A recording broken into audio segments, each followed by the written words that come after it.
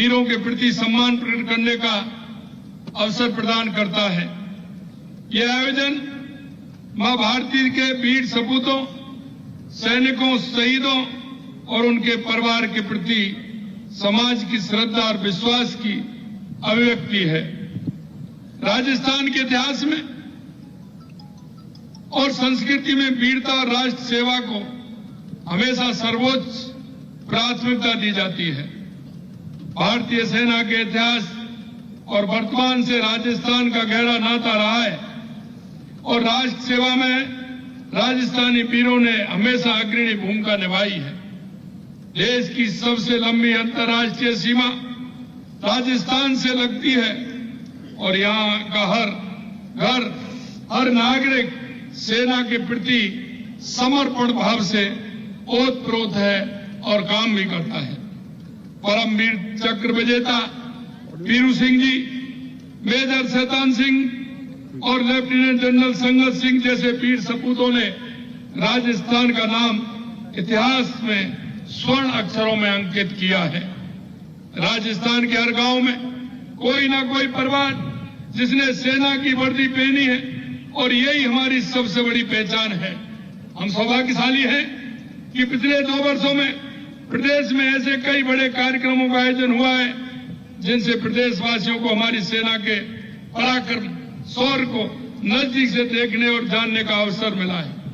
हाल ही में जयपुर में सेना दिवस परेड का भव्य आयोजन किया गया। यह अपने आप में एक ऐतिहासिक और गर्व का क्षण था जब राजस्थान की धरती पर भारतीय सेना के शौर्य और साहस का प्रदर्शन आम लोगों के बीच किया गया था।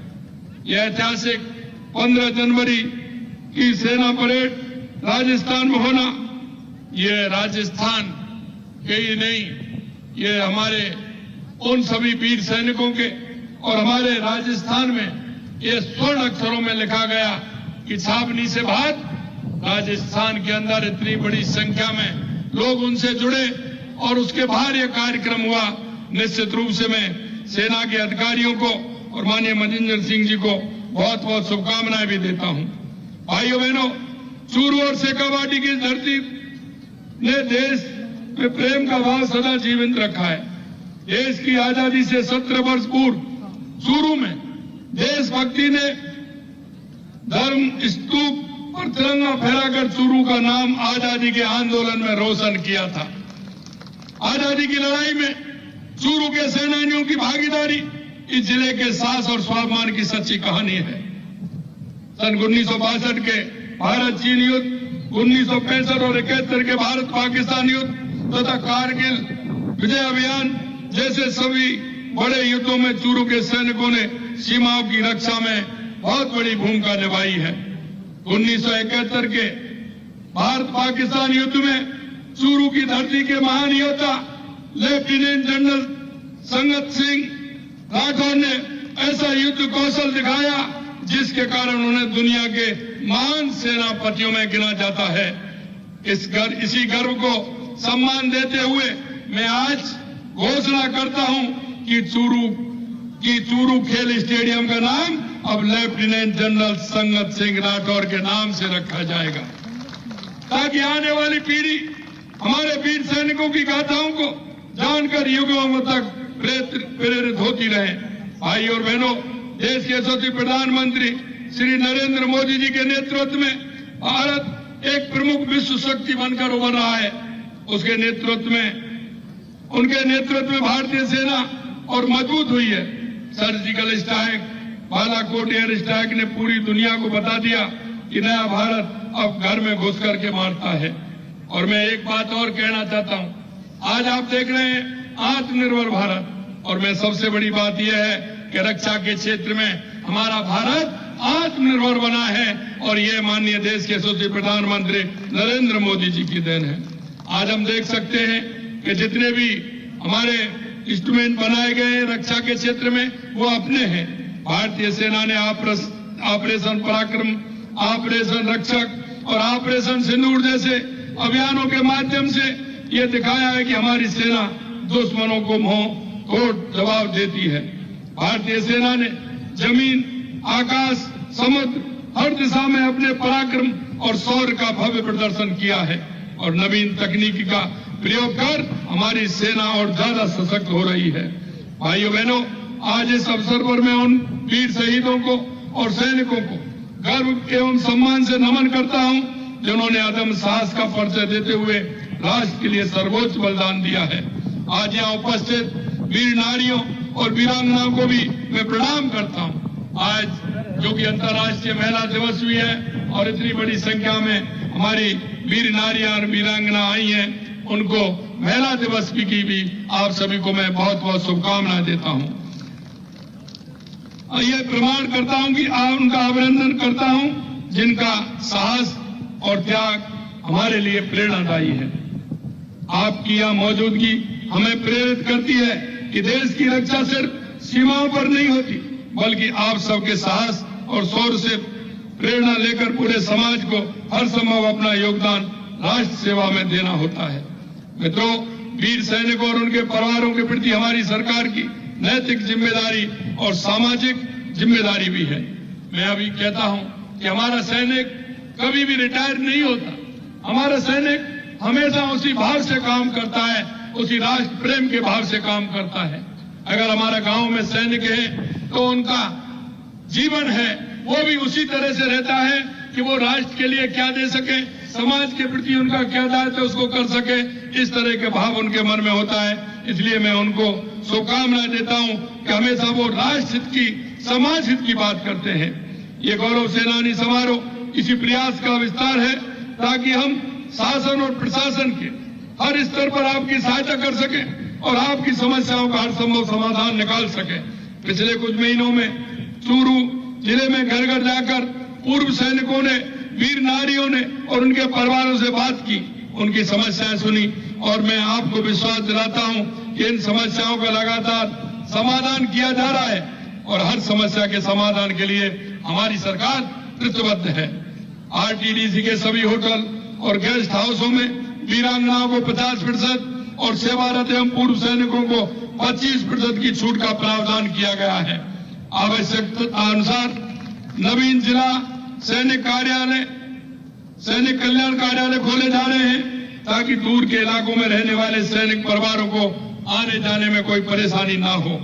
राजस्थान सरकार के विभिन्न विभागों में रैक्सको के जरिए कार्यरत पूर्व सैनिकों के मानदेय में पिछले 2 साल में 20% की बढ़ोतरी की गई है। द्वितीय विश्व युद्ध के पूर्व सैनिकों को मिलने वाली पेंशन 10,000 से बढ़ा करके 15,000 रुपए प्रतिमाह की गई है। सभी जिला सैनिक कल्याण कार्यालयों में मुफ्त कानूनी सहायता के लिए नालसा क्लिनिक खोले गए हैं। हमारी सरकार द्वारा सेवारत सैनिकों, पूर्व सैनिकों तथा उनके आश्रितों को विभिन्न सुविधाएं एक ही स्थान पर उपलब्ध कराने के लिए एकीकृत सैनिक कल्याण कॉम्प्लेक्स का निर्माण चरणबद्ध रूप से आरंभ किया जा रहा है, जहां सैनिक कल्याण कार्यालय, युद्ध स्मारक, सैनिक कैंटीन, स्वास्थ्य केंद्र, सामुदायिक भवन एक ही जगह पर होंगे। राज्य सरकार द्वारा प्रथम चरण में 36 करोड़ रुपए की लागत से जोधपुर, टोंक, शेरगढ़, झुंझुनू में एकीकृत कॉम्प्लेक्स का निर्माण कराया जाएगा। पूर्व सैनिकों, वीरांगनाओं और पूर्व सैनिकों के आश्रितों एवं परिवारों को विभिन्न प्रतियोगी परीक्षाओं के लिए प्रशिक्षण की सुविधा दिए जाने हेतु जोधपुर में मेजर शैतान सिंह कौशल विकास प्रशिक्षण केंद्र की स्थापना की जाएगी।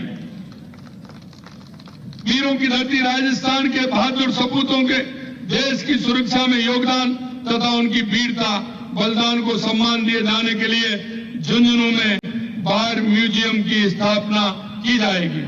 अंत में मैं पूरे विश्वास के साथ कहता हूं कि राजस्थान सरकार हमारे वीर सैनिकों के साथ आपके त्याग और सर्वोच्च बलिदान के प्रति आभार व्यक्त करना हमारा कर्तव्य है।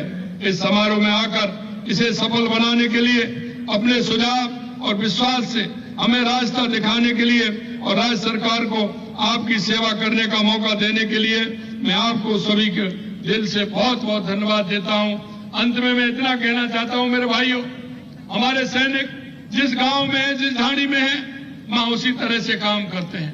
हमारा कर्तव्य बनता है कि हमारे उन सैनिकों का सम्मान करना, उनकी जो बात है समस्या उनका समाधान करना, ये हम सभी की जिम्मेदारी है। और मैं आपके माध्यम से कहना चाहता हूं, ऐसे हमारे भाइयों को, बहनों को, क्योंकि वो समाज की सेवा करते हैं, समाज की सेवा करते हुए हमारे समाज के अंदर ऐसे जो भाई बहन हैं जिनमें सरकार की योजनाओं की आवश्यकता है, उन योजनाओं को दिलाने का काम भी हमारे सैनिक भाई करते हैं। आपके माध्यम से मैं इतना ही कहना चाहता हूं कि हमेशा हमारी चाहे राज्य सरकार की योजनाएं हो या केंद्र सरकार की योजनाएं हो, क्योंकि देश के यशस्वी प्रधानमंत्री नरेंद्र मोदी जी के नेतृत्व में जिस तरह से आमजन के लिए जो सुविधाएं दी है, उनके हर दुख को देख करके उनको सुविधा देने का जो हम प्रयास कर रहे हैं, मैं आपसे इतना ही कहना चाहता हूं, उन सुविधाओं का लाभ अंतिम पायदान पर खड़े हर व्यक्ति को मिलना चाहिए। हमारी दिव्यांग माता को मिलना चाहिए, भाई को मिलना चाहिए, बुजुर्ग भाई माता बहनों को मिलना चाहिए, युवाओं को मिलना चाहिए। और मैं इसलिए आप सभी को यही कहना चाहता हूं, उनका लाभ भी मिले। अंत में मैं हमारे सभी सैनिक अधिकारियों को और मैं सभी सैनिकों को मैं बहुत बहुत बधाई देता हूं, और विशेषकर मनिंदर जी को बधाई देता हूं कि उन्होंने यहां कार्यक्रम आयोजित किया और राजस्थान में 15 जनवरी को एक ऐतिहासिक कार्यक्रम किया। उसके लिए भी मैं राजस्थान की 8 करोड़ जनता की तरफ से बहुत बहुत बधाई और शुभकामनाएं देता हूं। आज इस कार्यक्रम में मेरे को आपने बुलाया और मैं निश्चित रूप से मेरे को आकर बहुत ही अनुभूति हुई है कि मैं आपके बीच में आया हूं। आप सभी को उन्हें बहुत बहुत धन्यवाद।